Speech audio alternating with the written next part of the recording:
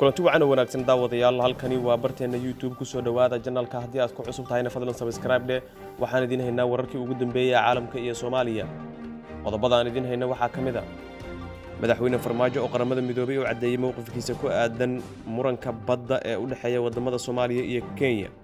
ciidamo horle oo loo diyaariyay howlgal ka dhaca magaalada Muqdisho ee gobolada dalka ayuu booqday ra'iisul wasaare Xasan Cali Khayre waxaan idin haynaa saraakiisha uu la hadlay iyo hadaladii uu u jeediyay waan idin soo gudbin doono golaha wasiirada dowlad goboleedka Jubbaland oo sheegay in marna aysan aqbali doonin go'aanka dawladdu ay ku hakisay duulimaadadii Kismaayo tagi jiray warar kale waxa kamid ah Qatar waxa ay sheegtay in xukuumadda Soomaaliya iyo maamul goboleedyada looga baahan yahay inay isku tanaasulaan oo khilaaf joogto aan loo baahnayn gudoomiyaha golaha shacabka Maxamed Mursal Sheekh Cabdiraxmaan oo ka hor yimid amar hore uga soo baxay ku xigeenadiisa waxaan idin haynaa faahfaahin arrinkaas la xiriirta wararkii ugu dambeeyay haweenayseegeedii ku dishay degmada Hobyo ayaan iyana faahfaahin idin kaga haynaa wararka kale waxa kamid ah ciidamada galmudug oo loo tababaray baarista dambiyada qarsoon oo aan iyana faahfaahin dheeraad idin kaga hayno waxaa faahfaahin kale laga helayaa qaraxyo lagula eegtay magaalada Muqdisho injineero Turki ah waana markii 2 toddobaad gudihiis qodobadaas intaynu ku guda jirno wararka waan idin soo gudbinayno waxay noogu soo kordhay u diyaar garooba hase yeeshee markan ku soo dhawaada khudbadii uu akhriyay madaxweynaha Soomaaliya Maxamed Cabdullaahi Farmaajo ee uu kaga hadlay arrimo badan oo Soomaaliya la xiriira sida ammaanka dhaqaalaha arrimaha bulshada xiriirka wadamada dariska iyo wixii la mid ah madaxweyne Maxamed Cabdullaahi Farmaajo oo khudbad ka jeediyay qaramada midoobay shirka loo dhan yahay ee jamciyadda qurumaha ka dhaxaysa waxa uu sheegay in dawladdiisu aysan marna ogolaan doonin in kiiska badda ee wadamada Soomaaliya iyo Kenya lagu dhameeyo qaab wada hadal dhanka kalena waxa uu cadeeyay in dawladdiisu ay diyaar u tahay in mar kastaba sida uu yiri go'aanka maxkamadda laga warsugo khudbadii uu jeediyay ee uu kaga hadlay arrinka la xiriira muranka badda ee Soomaaliya iyo Kenya ku soo dhawaada role in the Horn of Africa's socio-economic development, and we are confident that the cooperation between the Horn of African countries will enhance economic development, political stability, social, cultural connectivity, and most importantly, security cooperation among the countries in the region. Horn of Africa region offers unrivaled opportunities for economic development and growth for its people if we can further strengthen the political, social, and economic ties between our countries and our global partners. Horn of African states are not alone in working together towards a better future for their countries and people because we have many friends who are supporting us all along the way for the interest of peace and security in the wider world, and we thank them. While Somalia promotes economic integration in the region and encourages its business community to invest in countries in East Africa and beyond, Somali communities continue to invest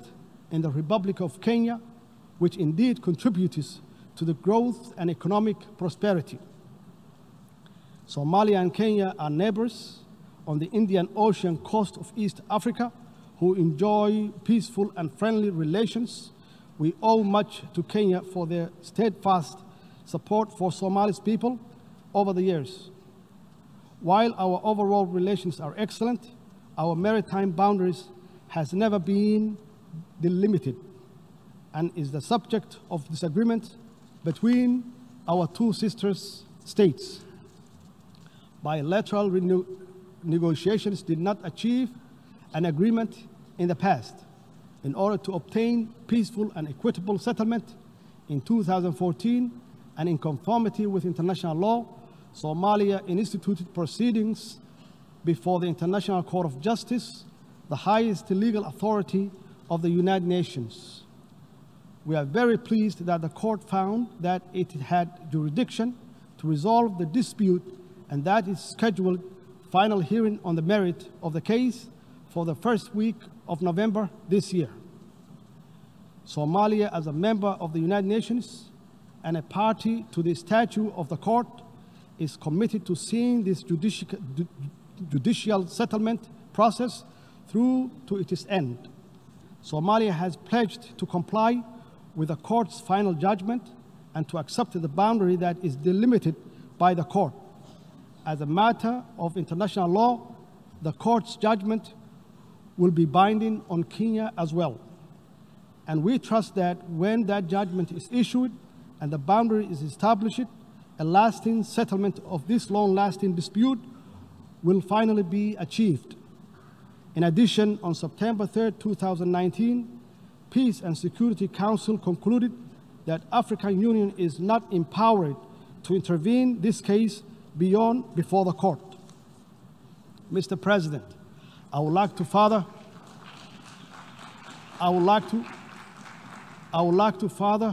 to report that at the margin of the 74th United Nations General Assembly in New York,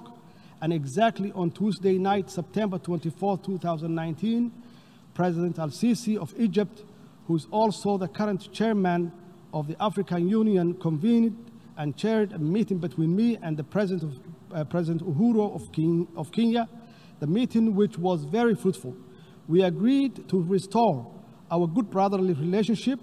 is strengthening the diplomatic and political cooperation. We further agreed to leave the maritime dispute between the two countries to be resolved by the International Court of Justice. Somalia is committed to maintain good relationship with Kenya. Mr. President, the Somali government is strongly committed to its ambition and enabling peace building and state building agenda, and we are making clear strides toward achieving inclusive politics, strengthening democracy, and constructing the very rights-based national institutions that are the pillars of strong societies. I am proud to report that we have held successful regional elections in some federal member states in the build-up to the planning national parliamentary and presidential election in 2021, and we are determined to facilitate the success of this process through an inclusive electoral bill, which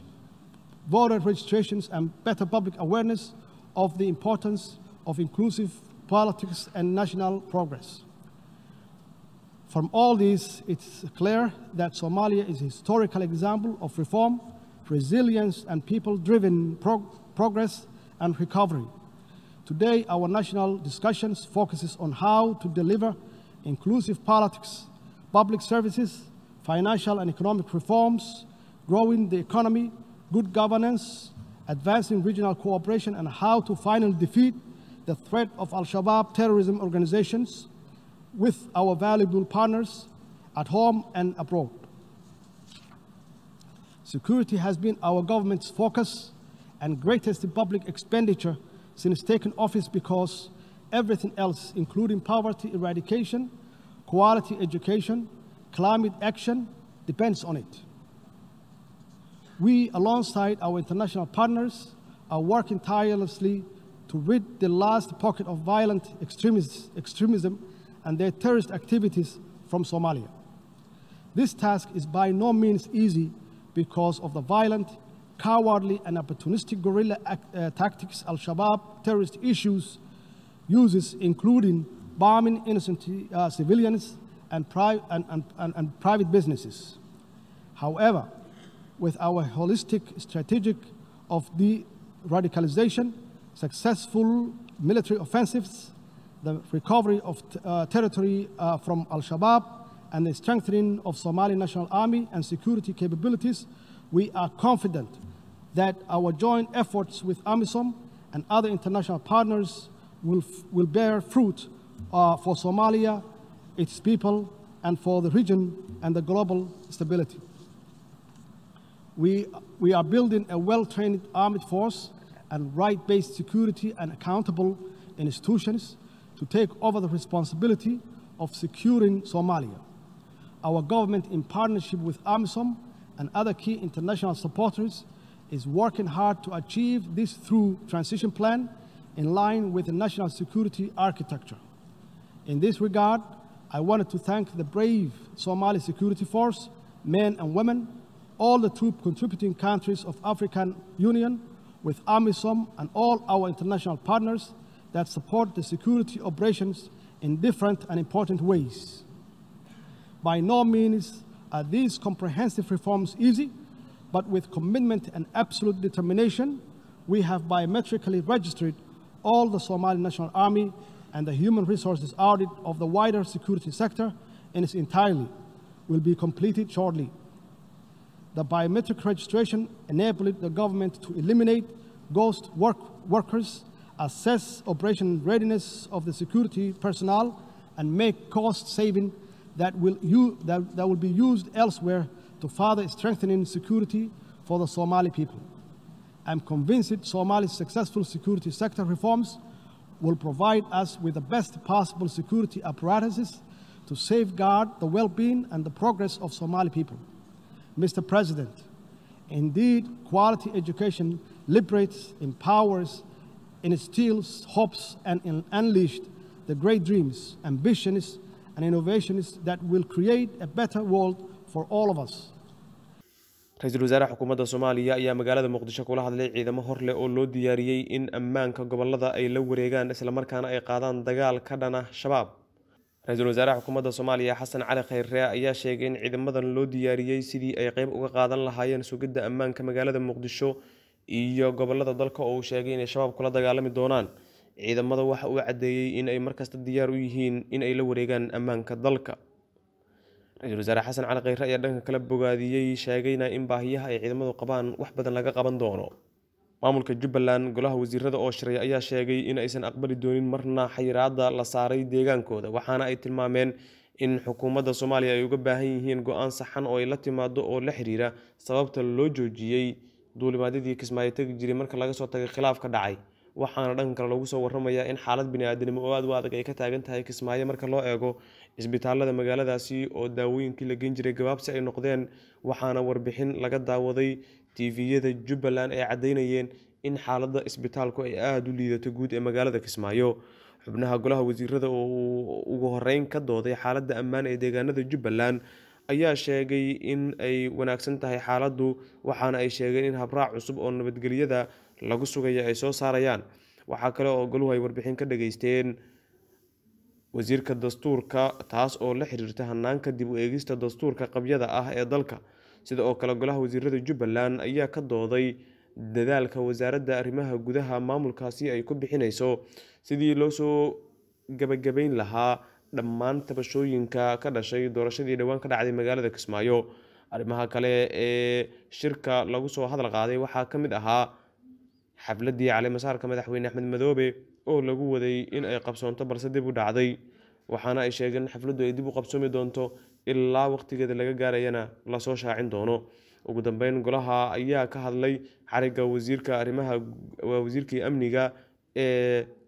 Jubbaland Cabdirashiid Janan oo weli u xiran sida warka lagu hayo hay-adaha sirdoonka ee xukuumadda Soomaaliya, waxaana ay fareen Jubbaland qeybaheeda kala duwan in ay dowladda kula xisaabtamaan si kasta oo ay tahay in loo soo daayo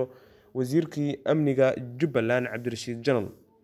banaanbax lagu dalbanayo in Cabdirashiid Janan la sii daayo ayaana ka dhacay Jubbaland.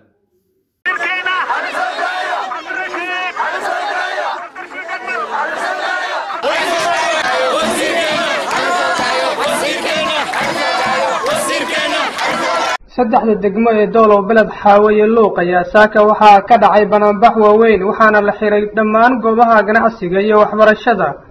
dadka banaanbaxaya ayaa waxay dowladda federaalk ee Soomaaliya ay ka dalbanayaan in la soo daayo wasiirka amniga ee Muqdisho ku xiran, waxayna muujiyeen dareenkooda sida ay uga xun yihiin xariga wasiirka. sidoo kale bulshada degmooyinka ayaa banaanbaxan waxaa ku weliyay maamulada degmooyinka, waxayna ka hadlayaan doorka wasiirku uu ku lahaa nabadgelyada iyo xasiloonida gobolka ka jirto. xukuumadda oo dhan waxaan ka codsanaynaa intaana ummada maanta waxa isku soo bixiyay waa in la soo daayo wasiirka amniga Jubbaland Cabdirashiid Xasan Cabdinuur. fariintaas ayaan dowladda u diraynaa, codsigaas ayaan dowladda ka codsanaynaa. ayadoo cidna soo qasabtay iyo cid maxay ahayd soo banaanbaxay midna ay la jirin rabitaanka wasiirka nagi Cabdirashiid Xasan Cabdinuur oo u xiran dowladda federaalka waxaan ka codsanaynaa oo mar koobaad aan ka codsanaynaa, mar labaad aan ka codsanaynaa, mar labaad saddexaad aan ka codsanaynaa annagoo ah maxay ahayd dadweynihii dadka doolow waxaan ka codsanaynaa dowladda federaalka. waxa weeye arrinta qabsatay waa lala yaabsay, ma aha ninkaasu kale lama xidho. hambal yuu leeyahay, abaalgud buu leeyahay, adduun weynaha abaalgud buu ku leeyahay, dadweynaha abaalgud buu ku leeyahay. qaxootiyaasha abaalgudbu ku leeyahay maaha ninkaasu kale lama xidho waa laga xishoodaa waxaannu codsanaynaa haddaba in la soo daayo wasiirka haddii aanu nahay dadweynaha Soomaaliyeed meel kasta ay joogaan baarna marka bulshada waxay ka banaanbaxayso waa dareemi kartaa waa wasiirka nagi oo naga maqan waxaan rajaynaynaa in la soo day doono laakiin waqtiga in lagu dheeraan diidaynaa ninkaas waa nin halgamaa waa nin wax badan waddanka ka qabtay waa ninka amniga sugay waa ninka intaan isku keenay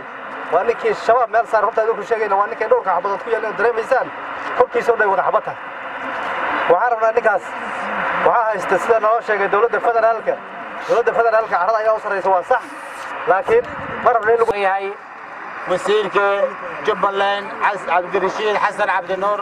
in la soo daaya way ummadda u taagan tahay oo quraacda u taagan tahay way harsi u diiday oo hoyaal u diiday waxaan ka codsanaynaa danka dambiila ma aha wasiirka dambiila ma aha wasiirka amniga ee dowladda Jubbaland wasiir Cabdirashiid Xasan Cabdinuur way ka codsanayaan maadaama ay taageereen maalinka madaxweyne Maxamed Farmaajo la dooranay maanta inuu u soo fasaxo wasiirkoodii u soo celi kal dambeyntii amniga degmooyinkan gobolka Gedo waxaan codsanaynaa inaan loo soo daysano wasiir waxaan halkaan baaqo u diraa dowladda Soomaaliya mudane madaxweyne maalinka lagu doortay ilmaha Soomaaliya afartir Allah ka dhiga wallahi inuu seexay habeenka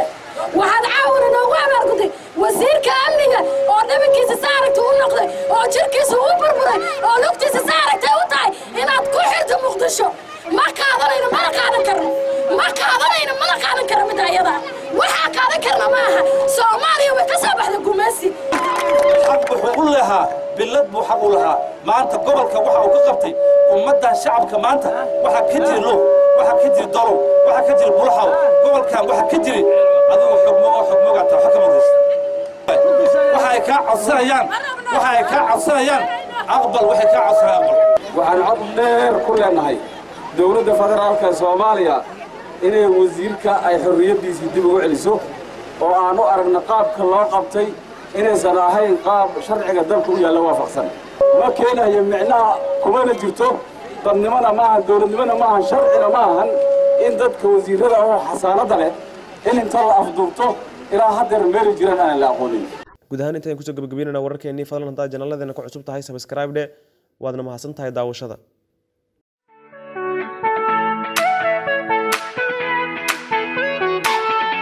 waxaa dhammaanba bulshooyin Soomaaliyeed lala socodsiinaya in magaalada Ankara xarunta dalka Turkiga looga furay shirkad weyn oo lagu magacaabo Villa Real Estate oo qaabilsan guud ahaanba arrimaha guryaha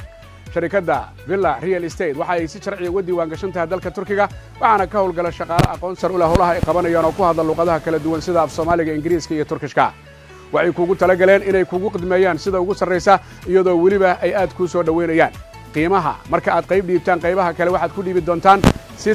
tartiiba iyadoo wax riba haba yaraatee aanay lahayn Villa Real Estate waxay xarumo waaweyn ku leedahay magaalada Ankara ee dalka Turkiga magaalada London gaar ahaan dhinaca bariga 473 ee High Road Leighton magaalada Muqdisho iyo weliba magaalada Jigjiga meel kastoo aad joogtaan yaa la moogaan inaad la xiriirtaan maamulka sare ee Villa Real Estate ee magaalada Ankara iyadoo telefoonada shaashada ku yeelana aad kala xiriiri doontaan